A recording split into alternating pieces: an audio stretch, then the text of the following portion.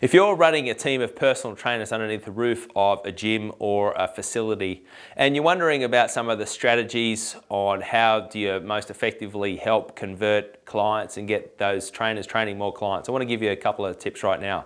First and foremost, if your gym offers some type of introductory session, introductory triple pack or whatever, the question is who should do those triple packs? Should you do them and then pass the clients on to your trainers? Should the trainers do them, etc., etc.? Okay. The number one thing that I say to you is you want to have the best person for the job doing it. So if you feel like that you can do a better job at taking that person through and you can guide them through your system and your process and you feel like you've got that down pat and then you can move them on to your team members, then my advice would be you should do that if that is the best use of your time. However, if you do have some team members on board who have expressed their interest in taking on that triple pack or taking on those sessions, then I would train those people up in order to do that.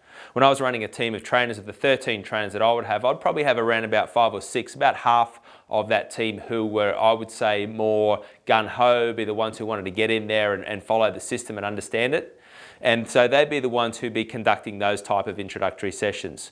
Of the other half of the team, they'd be the ones who are probably just happy to turn up, do a good job, but they might maybe not the best person to put on the initial introductory session if that was critical for the sale.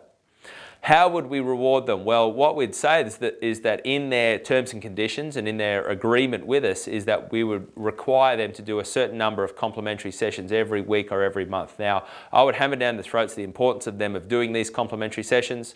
More often than not, we were passing them complimentary sessions that were already effectively starting to be pre-sold. So these people had already got an indication that they were a good lead as opposed to just certainly a cold lead. So out of all the sessions that we signed up in terms of personal training, probably 70% of them we'd sign them up without having to do some type of introductory session, and about 20 to 30% we would take them through some sort of introductory process.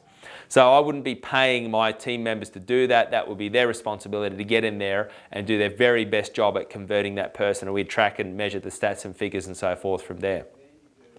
Then after that, I did have some trainers that were resourceful enough and wanted to really learn the sales process. And so what I would then do is I'd teach my team members the methods on how you can sit down with somebody and run them through the full and entire sales process. So again, it took it away from me as the business owner having to turn up every day and be responsible for that bit. I had a team of people that I could farm that work off to.